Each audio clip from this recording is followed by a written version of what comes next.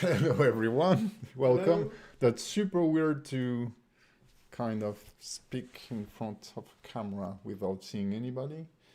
We can hear you well, that's cool. Hello, I can hear you loud and clear. That's fantastic. So we already have some questions. First, we welcome Nicholas. Hello, everyone. He took the plane like yesterday. Hey, yeah, the kid is happy to be there too. Took the plane yesterday so that we have the time to record like all the missing materials.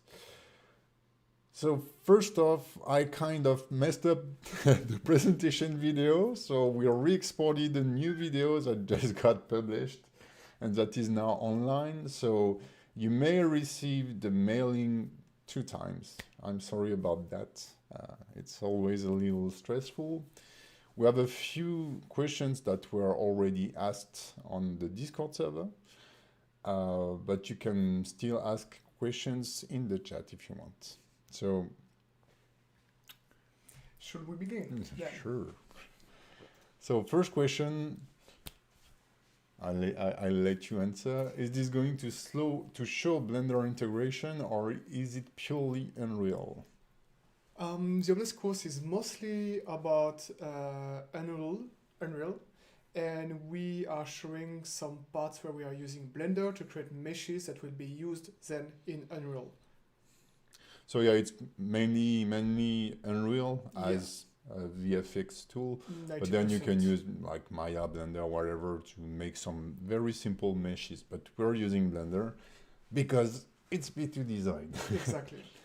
Does the course require 2D animation knowledge? No, but it will be quite handy if you have some. Yeah, so basically as any art form, if you train drawings, whatever, animation, photography, you'll be better than someone that doesn't practice art at all. So that's always good, but you don't need any specific 2D skills to take this class. A bigger question here, why an FX course that seems to be only on Unreal Engine 5 and what we are going to learn? That's the first one. And how long did you spend preparing this course and how long does it last? Well, for the first part of the question, why only on Unreal Engine 5? That's because I think it was nearly 1 year ago, we asked you, people that are watching P2design, what game engine you would like to have more content tutorials on, and most people wanted to have more content on Unreal Engine 5. So that's why. And what are we going to learn? I would say everything that you need to start crafting your own VFX by yourself and understanding what you are doing. You're not only learning how to craft, for example, a firework, you will understand how to create a firework, how to use a particle system editor, how to craft your own textures and shaders that comes with it. So basically it has been made as I generally make my courses is that you will learn the fundamentals, all the why before the how, because that's super important. That's why you may think that there is not that much VFX that are done during the course, but you learn everything to make any kind of VFX. Then we take those VFX as an example, basically. Will the course cover some post-process effects? No. Okay. For the previous question, how long did you spend preparing this course? Oh yeah. An entire year. Yeah. And how long does it last? Will highly depend on how you are taking the course, but if you are only talking about the length of all the videos recorded, something close to 6 hours, and to watch all the videos and understand all of it and being able to apply it naturally, I would say A couple of months. Yeah, a couple of months. Yeah. Yes. So basically it's like the very first part, the one published, it's a course definitely, but it's like a manual to how to make real-time VFX basically. And then there will be additional videos where we break down like more advanced VFX using the base techniques that you learned previously.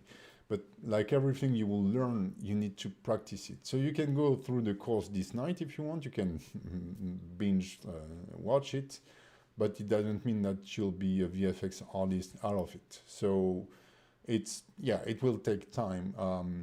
If you compare it to a live, for example, that was 32 hours, I was like explaining and breaking down all the animation process.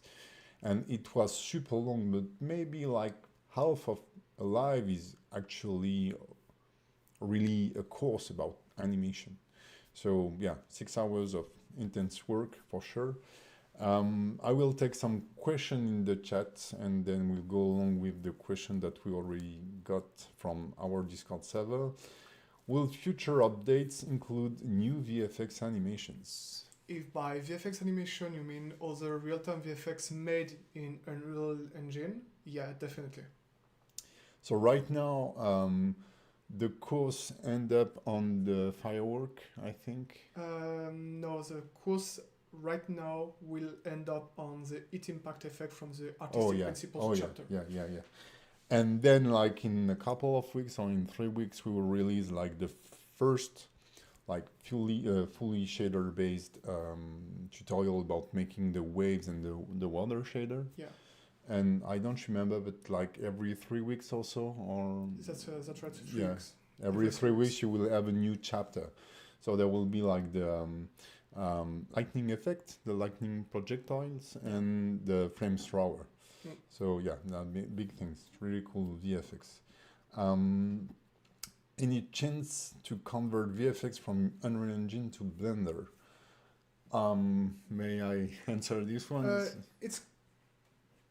Go ahead and I will say whatever I... So the thing is that you can't export those VFX directly in Unreal Engine. That's not possible right now. But everything you learn in that course can be applied in Unity or in Blender. When I've shown some of my VFX like a couple of years ago, when I did like the trail for the sword or things like that, those are principles I learned from Nicholas when we started working together. And I was just like, okay, so to do that in Blender, I just need to use like the shader node of Blender.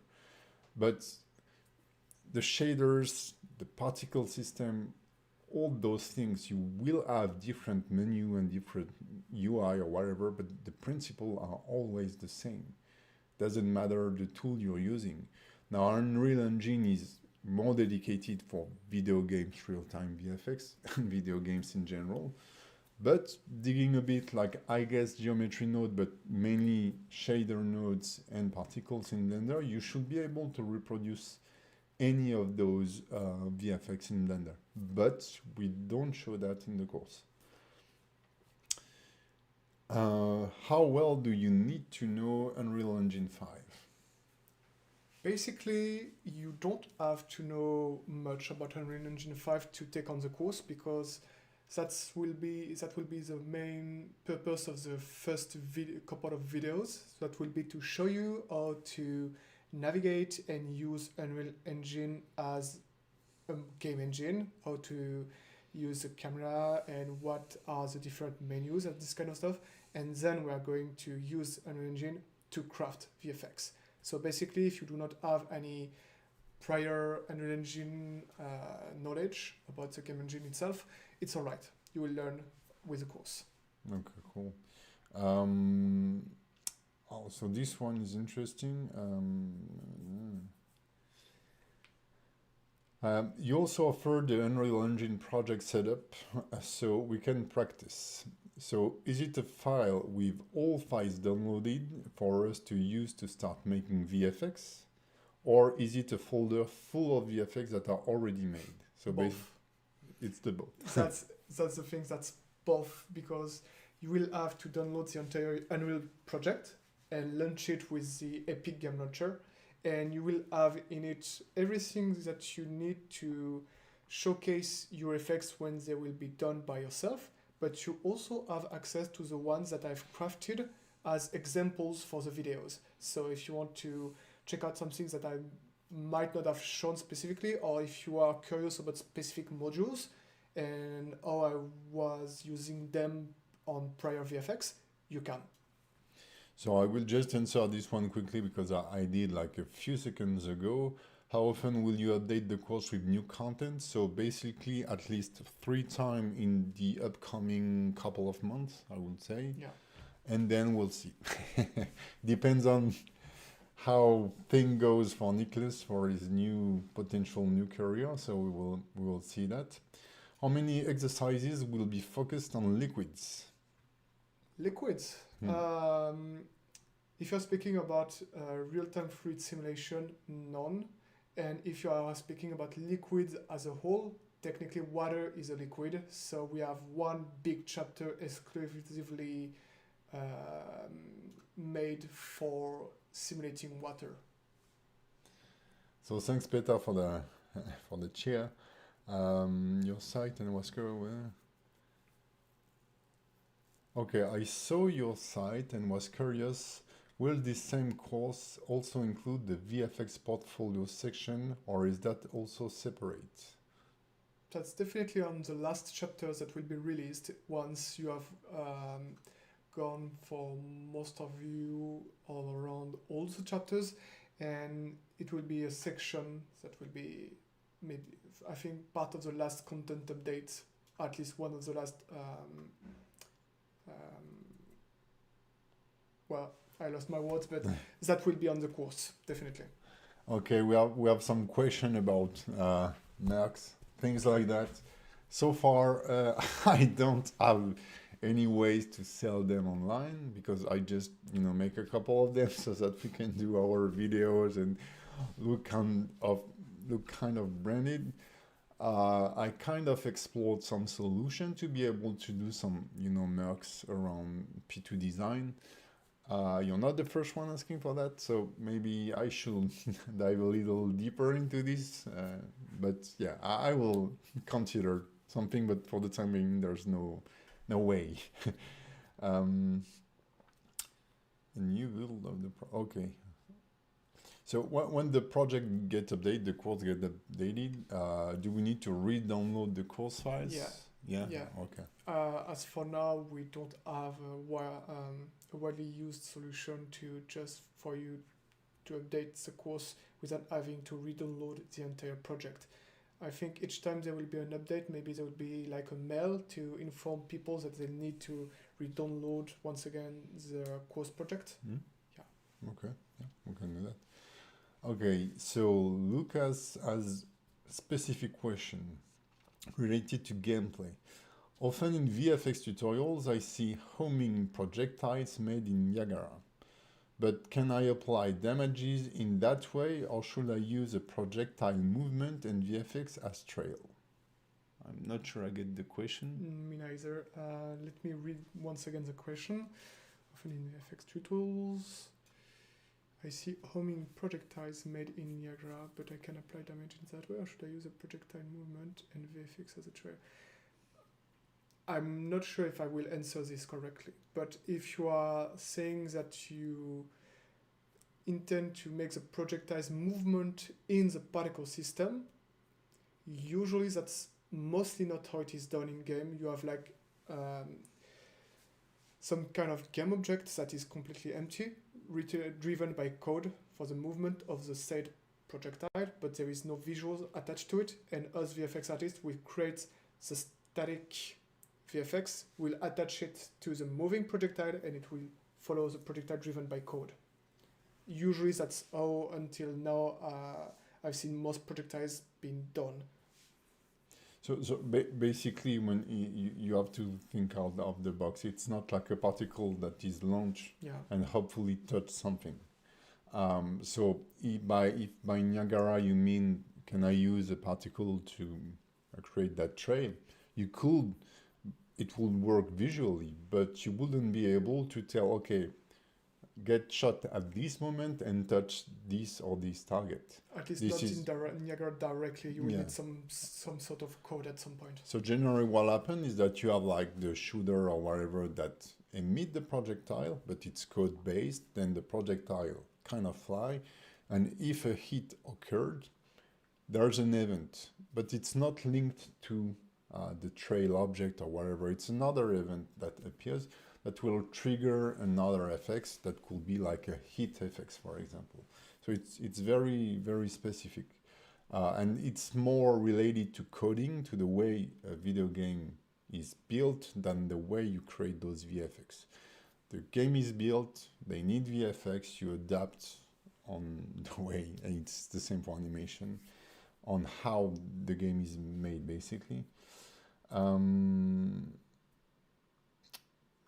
For the character creator thing, I don't plan to use it yet. To be honest, I'm already trying to finish a course.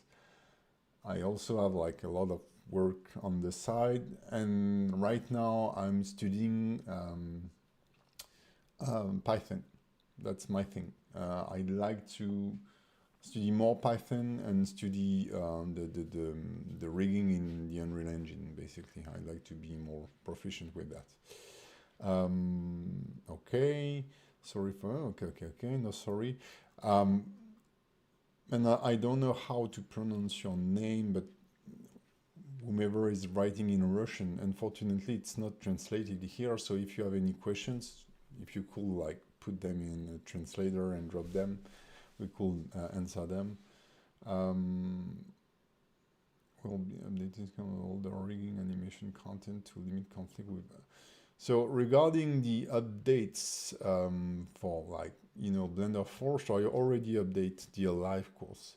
Regarding the rigging course, it needs more than an update to work in Blender 4.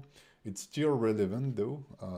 If you take the course right now and you check out some of the videos I made related to rigging, the rigging course and the way we rig things haven't changed in 10 years. So that's it. The only new thing is the UI and some option in the constraints. You know, they are a little more flexible and stuff like that. But those are things that I covered in the on the YouTube channel, basically. So I did update all the course files for Alive because it was mostly updating the files so that the UI work. But I can't do that in the for the rigging course because it's quite more complex. Since you're building things, you're not using an existing thing that I updated to build animations. You're currently building a rig. I will have to go through each file and fix the UI on each file. That's going to be way too painful. So unfortunately, no plan in this regard. Are the techniques shown throughout the course applicable to other games engines without too much difficulty, such as Unity? Definitely, the only main differences you will get will be mostly naming conventions between one game engines to another, like node names or particle system modules names that will be a bit different, but mostly it's 90% all the knowledge we gain to use Unreal Engine will be at 90% transferable to Unity. So the thing is that it's like Maya and Blender. Are you trying to learn Blender or are you trying to learn animation?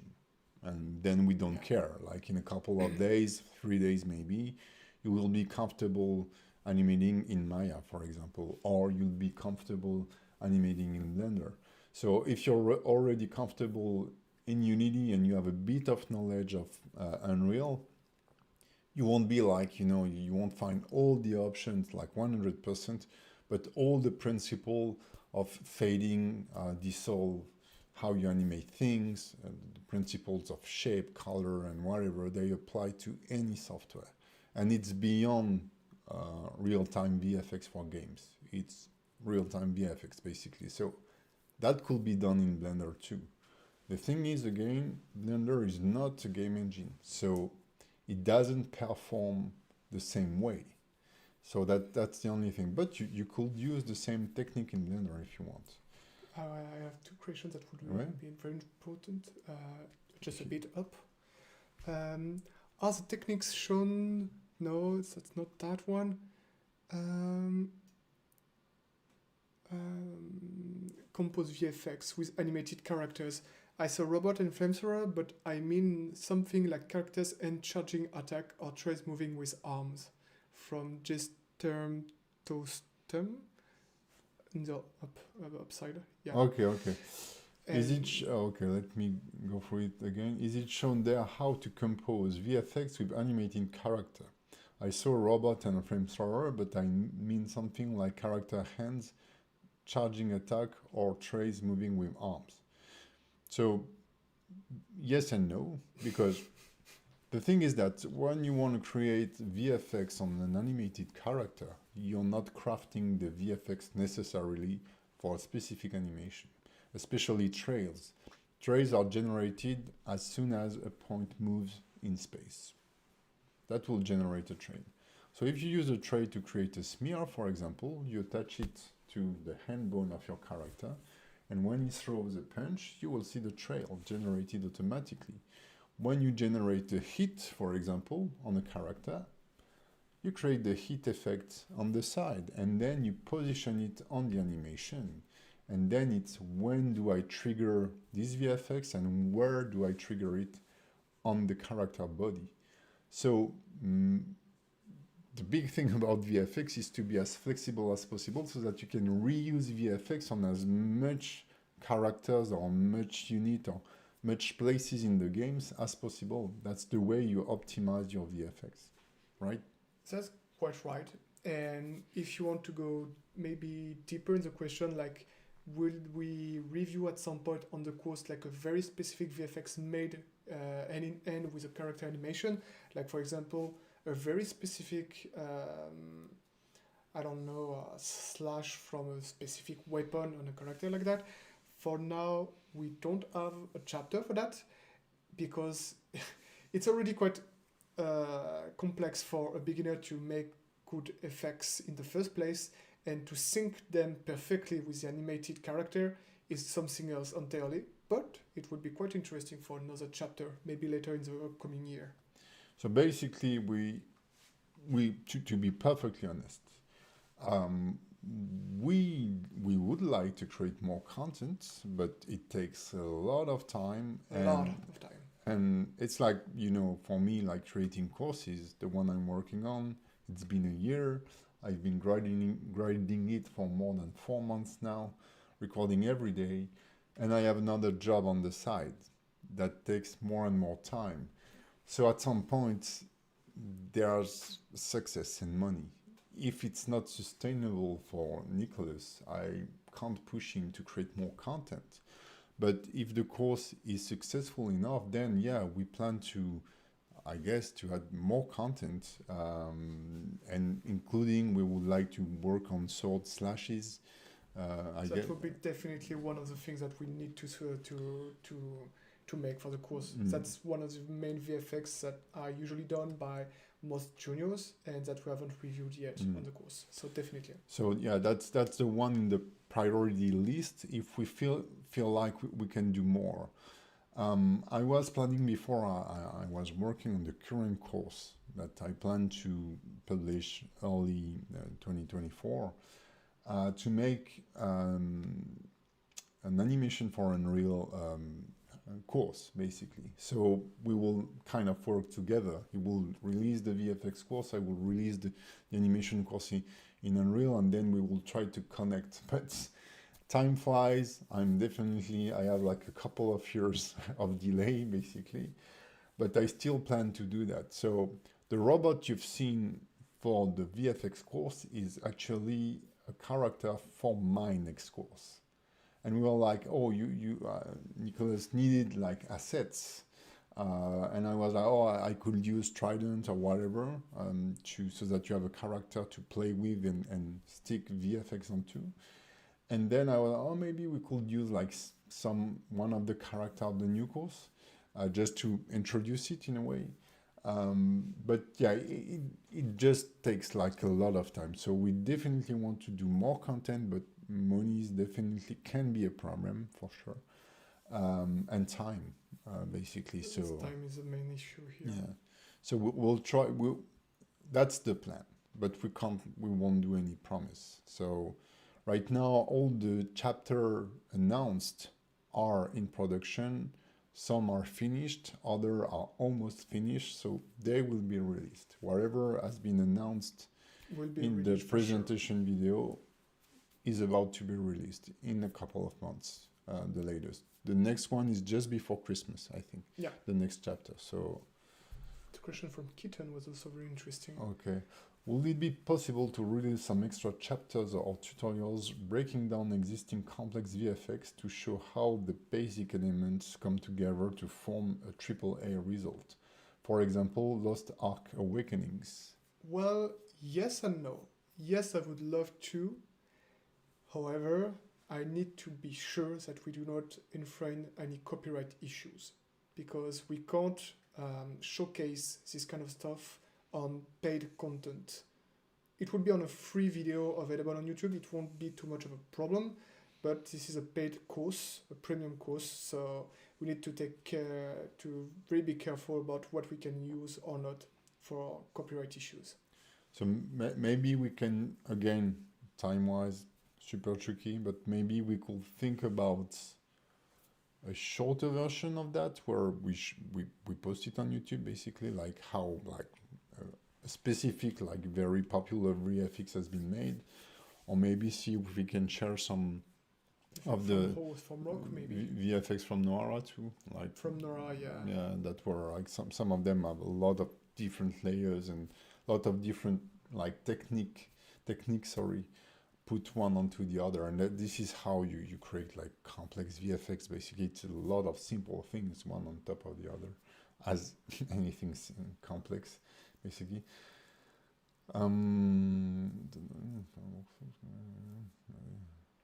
Okay, yeah, cool. I'm making a game, and sorry, we're going. Yeah. Okay, cool, guys. We'll have some stylized anime exercise. Well, that's mostly the focus, or at least. Let me read the question. Yeah, definitely. So sorry. So, will we have some stylized anime exercises? Most of the effects leans toward more stylized visuals, not anime, but yeah, definitely you won't find any realistic VFX in this course, but mostly stylized stuff, and especially how to draw some stylized shapes. Flames and lightnings are one of the main topics on how to draw stylized shapes for those elements in the upcoming chapters. So the thing is that it's for everything the same. You take animation, style is just how you use animation, but you need to learn animation first. If you're very good at doing realistic animation and someone tells you, I want anime animation, you got to check out what are like the core principles of anime animation, like crazy camera angle, crazy poses, like really pushed, and this specific like spacing on 2s or on 3s where we feel like we're missing some frames. And so once the guy that know how to animate things get those in the checklist, he can create anime style animation. So the thing with that course is that again you will learn the basic tool and the fundamentals of how to create VFX. So we both have more of a stylized background. This is what we like, League of Legends, Arcane, Blizzard, things like that. So we tend to take that road, but if you use a more noisy texture, for example, you will get something more realistic. Or if you get like something like super flat design, maybe you will go more into the anime style road. So you'll adapt basically. Are you using any paid software in the course, or just Krita, Blender, etc.? Just one. It's Adobe Photoshop, but to be really honest with you guys, just use Krita or any free painting softwares, because we won't be using crazy stuff exclusively available on Photoshop. I'm using Photoshop because that's the mostly used softwares in the industry for most people that are painting textures or editing pictures. But yeah, you can use any softwares you want, because a Gaussian blur should be available on most free picture image editing softwares. Yeah, it's super basic, like, you know, drawing shapes, using masks to craft them, then using some post effects, like, you know, 3 shortcuts in Photoshop that you can find anywhere else. Also, there was a question regarding Unreal Engine. Unreal Engine is not open source, but it's free. So you can have it for free, like Unity. And also Epic, the developer of the Unreal Engine, are part of the biggest supporters and sponsor of Blender. So it kind of makes sense. I know, or I hope, but I think I saw some stuff about it that they are trying to develop the pipeline between Blender and Unreal so that we can communicate more easily between the two. But regarding VFX, honestly, what you will do in Blender is like super basic, and you will be able to do that in any other software. And there isn't really a problem of communication between the two software. It's like 90% Unreal, a bit of Photoshop, a bit of Blender in the course. Yeah, we'll try to do that, to have a look, you know, at very fancy VFX and try to bring them down. If we can, that would be amazing. Yeah. Is there sword swipes? Well, as we said, not yet. But if everything is going great with the course, there might be chapters about sword swipes. And also the last part of the question, what's after the flamethrower? I think it's one of the, I won't say most interesting, but a very important chapter, because this is where you will learn stuff about how to present your portfolio, your demo reel, if you want to throw yourself in the VFX industry as a junior VFX artist. You will also learn a bit about how to showcase your work, or what kind of contest you can attend to. That can be very interesting for you to challenge your abilities and show the world that you exist, in fact. And from the moment the world knows you exist, HR will know that you exist, and with that, many doors will be open to you from many other studios. So the thing is that wherever you're hearing right now, there are still a big need for game artists and tech arts. So rigging, tech animation, VFX, those are positions that are very hard to fill for the companies, because since there is like this technical wall to climb first, people tend to just give up on that. They prefer to draw, they prefer to sculpt or whatever, because you got an instant pleasure. So the thing is that this course is really made to put you on the right track to be like industry standard. So basically to be employable. Then it's a matter for you to work your ass off. You need to work a lot, but those are fundamentals applied in production. It's not like, you know, I'll make this, it's gonna be nice and you're happy about it. This is not how I made course. This is not how Nicholas make course. We make course that, and we show you like production ready method and techniques that are used in the industry. And so the very last chapter that is being produced for the time being is, okay, you've learned how to get some skills that will be used in the industry. How will you sell yourself now?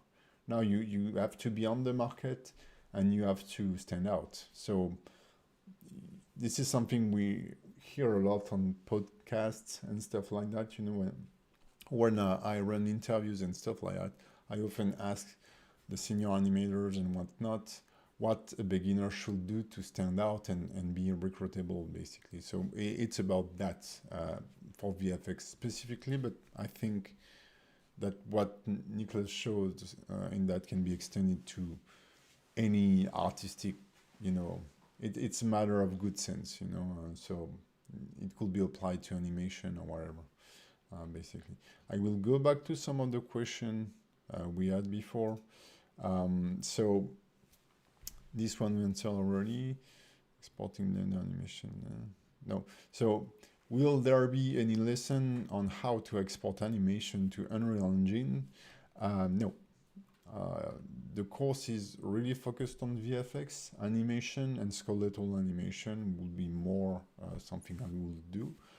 Maybe this is something we could show whenever we are exporting the character if we do the sword slash, but that's gonna be like super simple. Like I provide the right file and it shows how to import the skeletal mesh and how to make it work. That won't be like, you know, a very deep chapter about this because it's related to technical animation and animation, not to VFX. How much this course will cost? So it's not a will, see, it's more how much this course costs. It's $70, but right now with the coupon BF2023, you can have 25% off. So you will be almost at $50 right now, which is like really affordable, especially if you look at the what the VFX industry has to offer regarding education so far. So we try to always keep, you know, our prices as affordable as possible to as much people as possible. How do you work with VFX during pre-production of a game? Okay, do you draw your own concept or a of a VFX, or do you make a mood board of sorts? Great question. Yeah. Really depend on the type of effects. For example, if it's like a very important effect for a character like an ultimate ability, I will take the time to draw a concept art and before that create a mood board about it, talk about the visuals with the other members of the team, that's quite important, and how to make it work with gameplay, I won't say restrictions, but gameplay... with the design, maybe? Yeah, making it work with the design. And that's mostly how it will be done, at least that's how I proceed with very important abilities. But not every effect is an ultimate ability. You might have like a simple hit effect on a character that would be hit by a simple toss of a rock or something like that. And for this kind of stuff, I won't take the time to draw or to create a mood board or to draw a concept art. I'm like, will this kind of effect with just like a smoke puff and some particles will do the trick? And usually the art director or the game designers will be like, yeah, totally, go for it. And just you make the effects. And that's what I do for most, I won't say subtle effects, but the less important ones. So it really depends on the studio. Also. And the budget. So if you're working like for the biggest studio in the world and they have like indefinite budget and you're working on a smoke puff of some, you know, guy like landing on the ground, for example, a dust puff, maybe you will have to draw concept and things, or maybe there will be a guy dedicated to drawing VFX concept for that because they can afford it.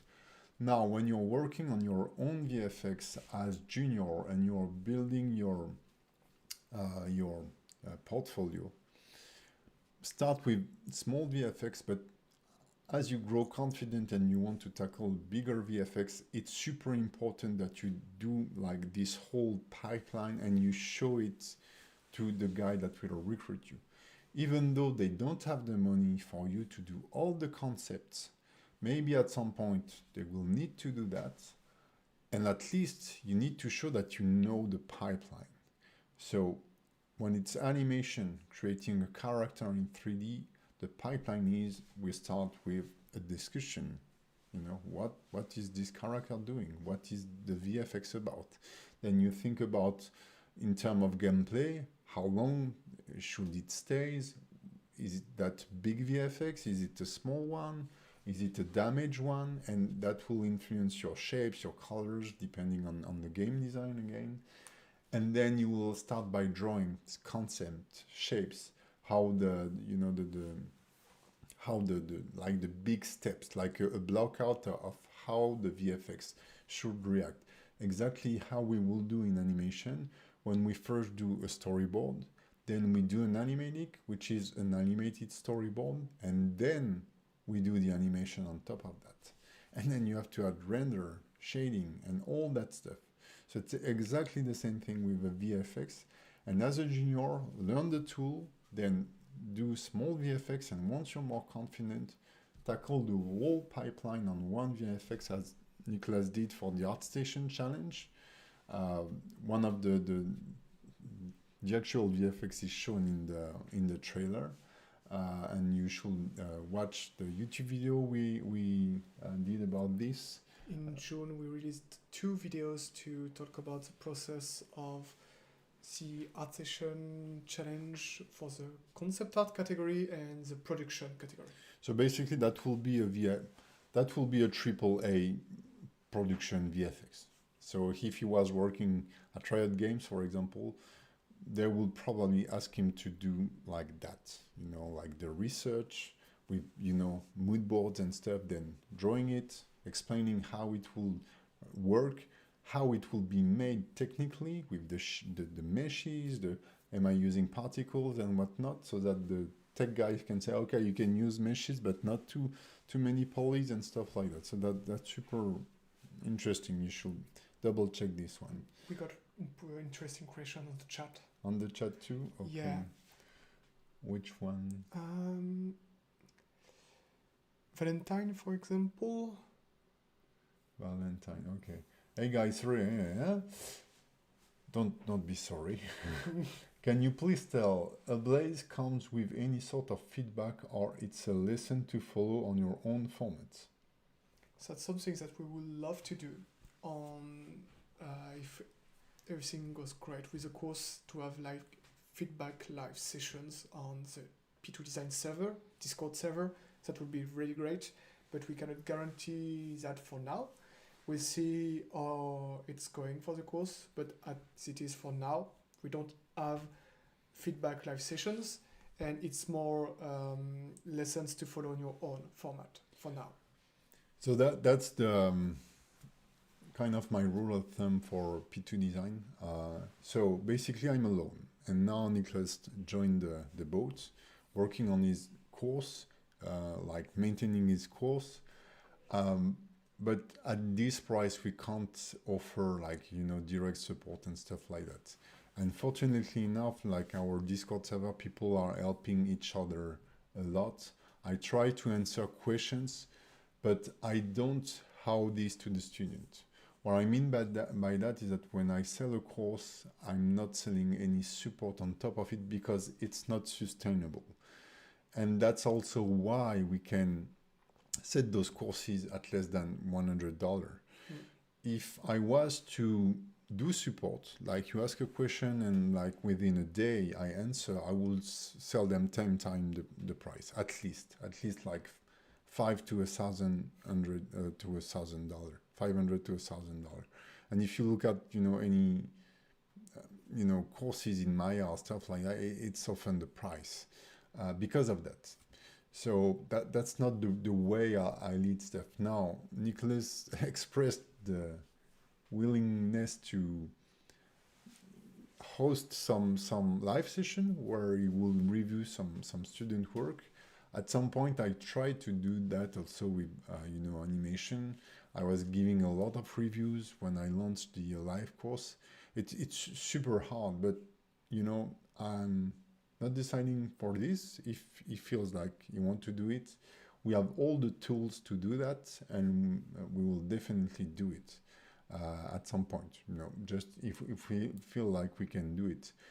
Now, as usual, we will create a dedicated, I don't know how to call it, something on the Discord server so that you can... A channel? Yeah, a channel, thank you. Like I'm old guys. And so you can exchange with other students, and get help from them. And here and there, I'll go in the chat.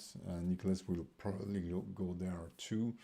And, often enough, when I see, some comments or some issues. I'm like, oh, that could be covered in the tutorial because that's a mistake or that's a question that comes back a lot. So who knows? But yeah, so we try, we answer some question, but we don't have an answer. Basically, that's how it works. Maybe Mm. might be interesting. We don't have answer this kind of question yet. Which one? May. Okay. Does the content of the course use some simulation techniques? If you mean by simulation techniques like fluid simulations, no. We don't use fancy tools. It's more important in the course that you learn general techniques to craft your own effects, and after that, if you want to specialize yourself, go for it, but that's not the subject of the course. We are teaching very general techniques that can be applied whatever game engines you are using. So when you talk about simulation, you have to understand where you position that simulation. Is it a real-time simulation in the engine? Then is it really related to VFX? Sometimes it's a specific department. It's like for rigging. A lot of people struggle with cloth. You know, they're asking, how do you rig the cloth so that it perfectly reacts?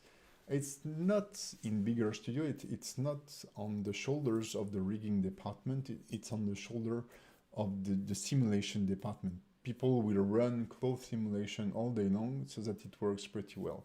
So if it's in engine, that could be something maybe we explore at some point, but that's not our specialty. That's definitely not my specialty. And then if it's out of the Unreal Engine, if you're using Houdini, for example, to create a smoke simulation that you want to then use as, how you call them? Spreadsheet. Yeah, more like a flipbook, technically. Or a spreadsheet in, flipbook in Unreal. Well, if you know how to create a flipbook of 4 frames, you can do a flipbook with 100 frames from a smoke simulation. That's exactly the same thing. And this is where the course is interesting. You know, it's also, I take a lot the example of the rigging course because it's a technical course, a bit as the VFX course, but people ask me, oh, you don't show how to rig an animal. And I'm like, yeah, guys, but you know, if you really know how to rig a human being, you can rig anything. You can rig a car, you can rig a mechanical arm, you can rig an animal, because it's always the same mechanism and it's always the same philosophy and the same workflow behind it. So it's always reassuring to show that what you apply to a human being can be applied to an animal. But if you take AutoRig Pro, if you take Rigify, for example, and you really look at how the rigs are made, it's exactly the same rig as for the human being. There are some like small variation, but that's the same thing. So in VFX, that's the same when you ask for anime style, realistic style. It's what you input in the VFX that will change how it looks. But the craft, the timing, the color, all the things, that's VFX, that's learning VFX. Then style is learning what is specific to that style. Sorry, I got like a little too. Got multiple question from chat. Yeah, so yeah, that's cool. Okay, that's the content. Do you have any tips? Okay, I take the Burnout one. I'm not very good for this one, so you go. Yeah. I love burning out. You know. So, do you have any tips on how to prevent burnout?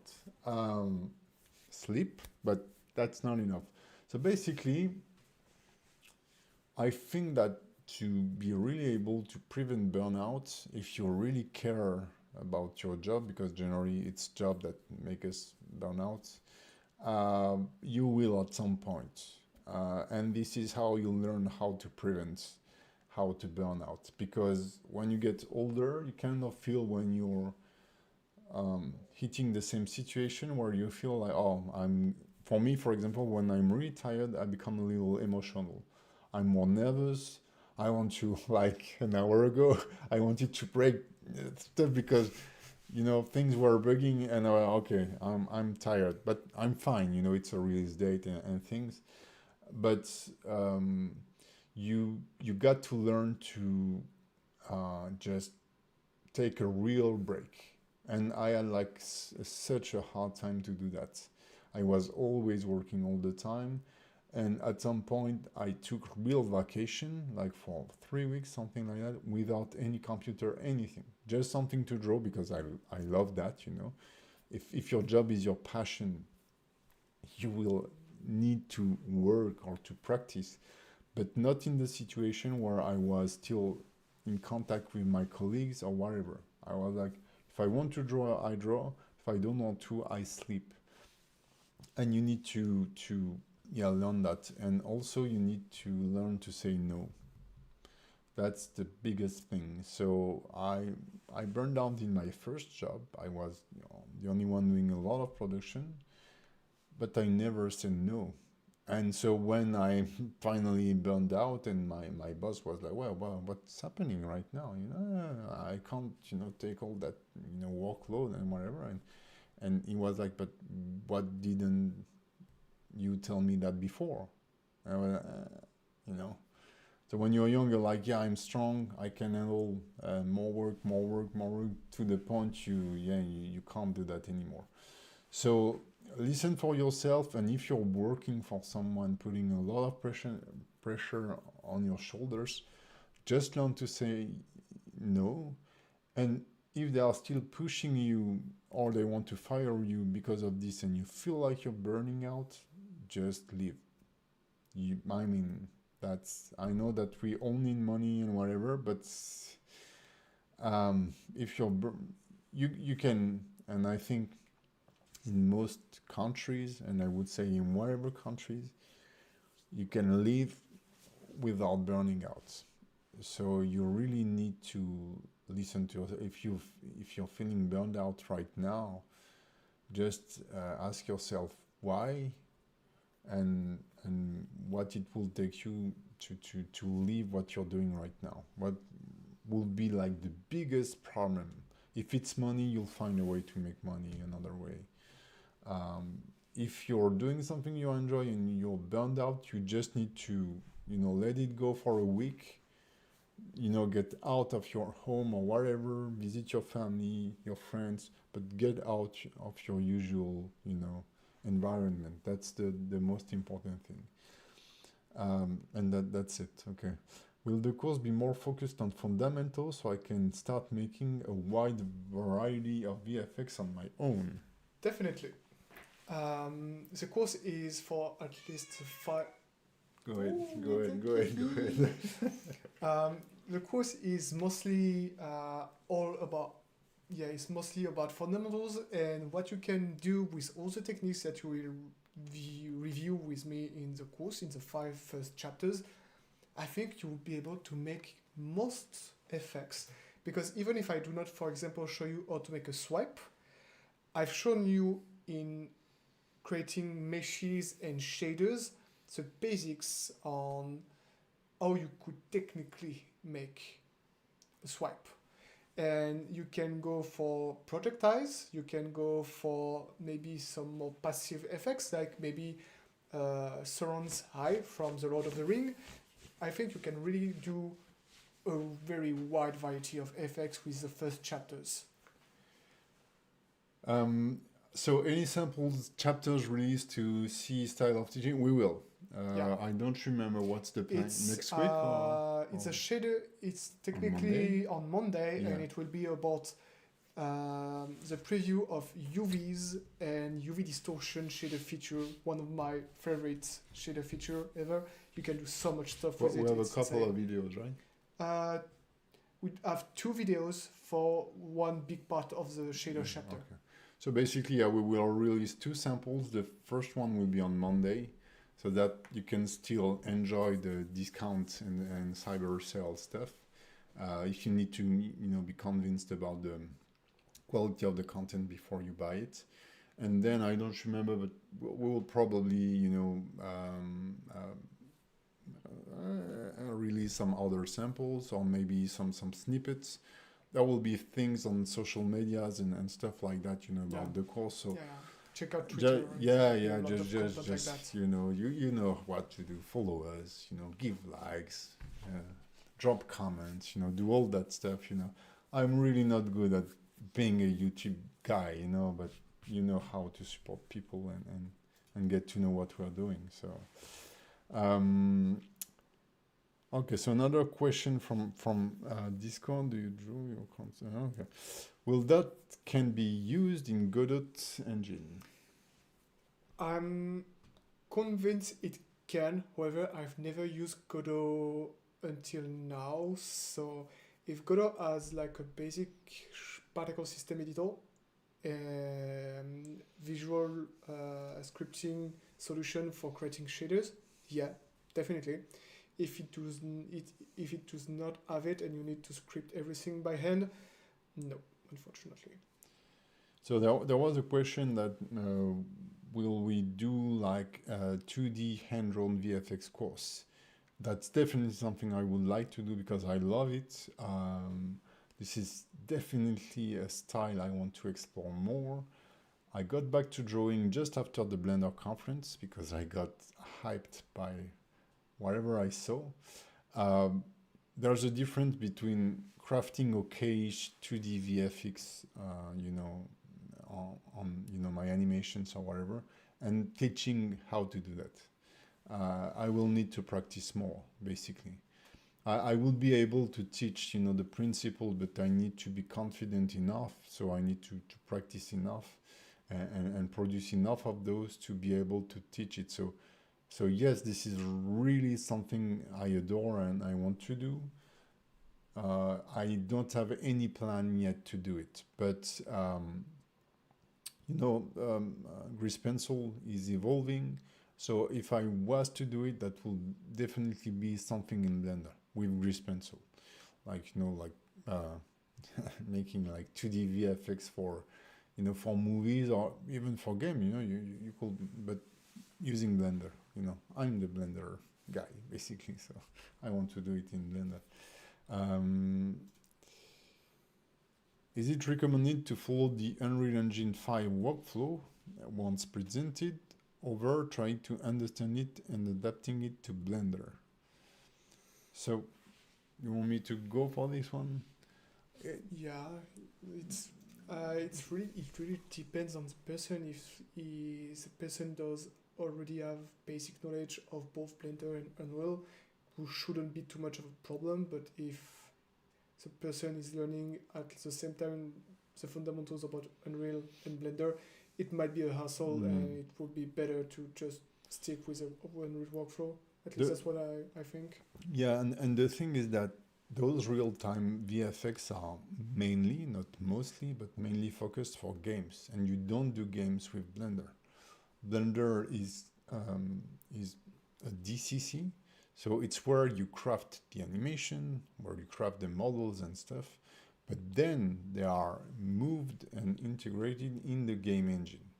And so are the VFX. So you could prototype some VFX in Blender if you're more comfortable with it, but at the end of the day, if you're a real-time VFX artist, you will be like 99% of chances that you will be working in a game engine.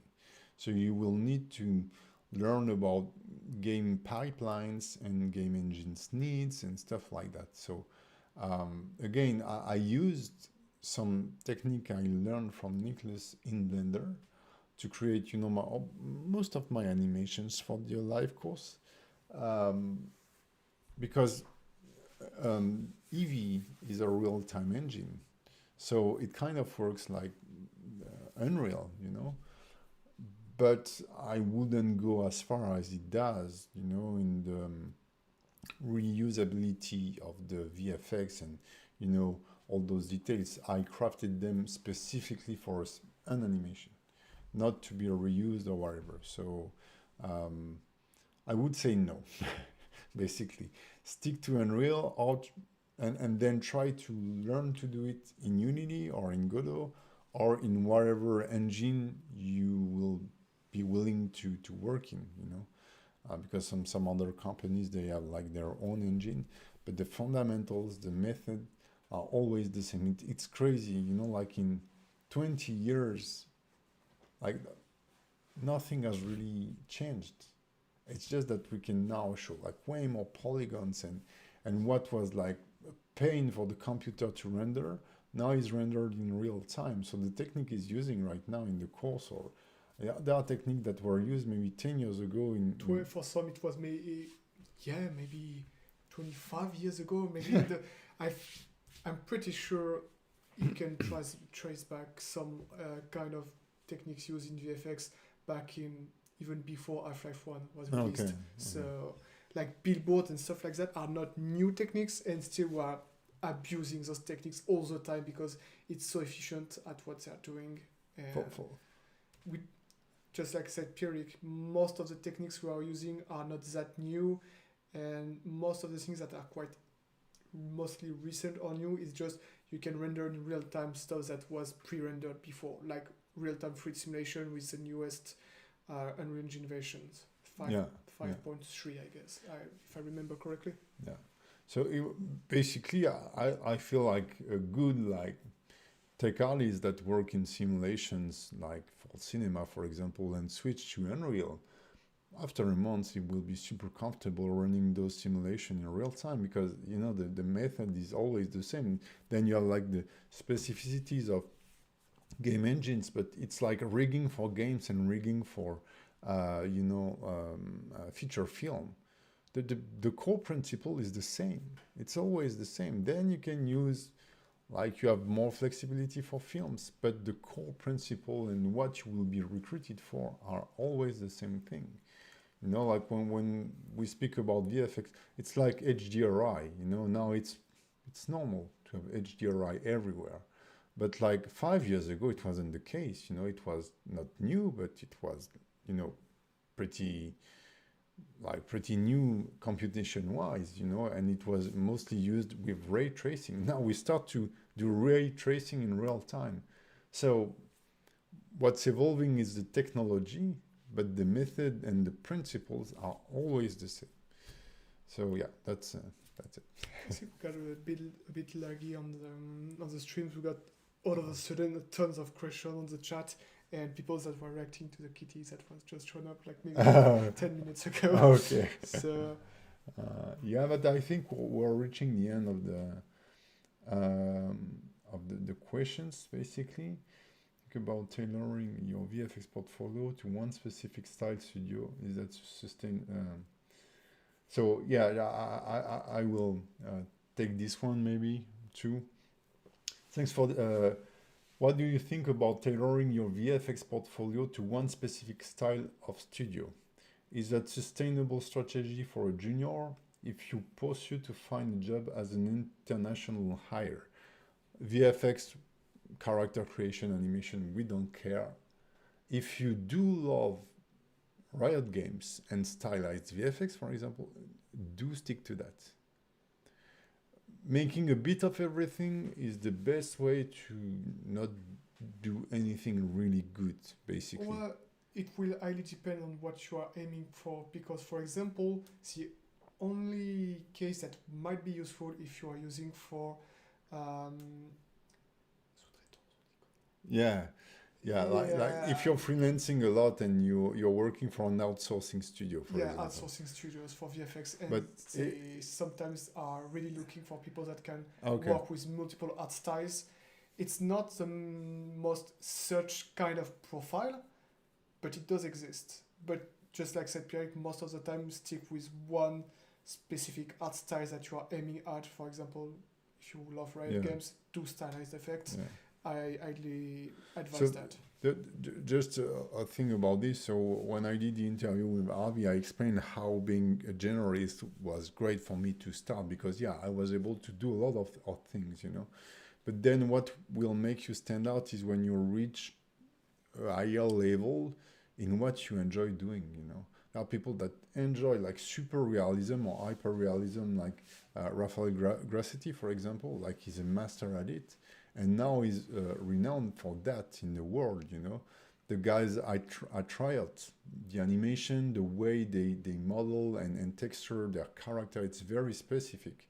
And generally, people that get hired there, they do have kind of similar pieces in their portfolio.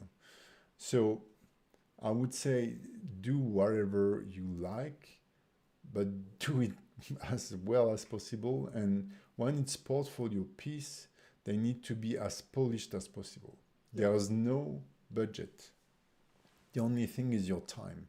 When you're in a studio, they will tell you you have 2 days to do this one because we can't pay more than 2 days of your job. When you're doing it for your portfolio, it's better to have like 3 VFX that are really killer VFX, 3 animation, 3 characters, than 20 of them that are okay-ish. Because they will, and I will do the same. When I recruit people, I generate one shot, one piece of art that I think, oh, wow, that's killer, and I will look at the guy work basically. But if I got to go through people sending me portfolio, generally it's no. It's like in 5 seconds you just have a quick look and you don't really watch it. So it's better to have less pieces that are really like powerful or whatever. But that's a general. That's a thing when you're looking for a job as an artist. If you want to work for feature animation for Disney or whatever, you need to have like very advanced how to say role-playing character animation. If you want to work for Ubisoft Montreal, for example, you got to be like very good at motion capture editing and at animation integration, for example, in the Unreal Engine with all the variation. I'm looking left, right, and how to blend tons of animation together. So that it really depends on where you want to work, basically. So yeah, I think we will wrap this up, okay? Yep. Because there's no more questions. Thank you all for coming. And yeah, sorry for I screwed the first video, so you will receive another email, the same one. I'm sorry, I just don't like sending mailings and stuff. I know you get tons of them during Black Friday. But yeah, sorry for that. And just thank you for being there and being supportive. And we'll see you like super soon for new tutorials.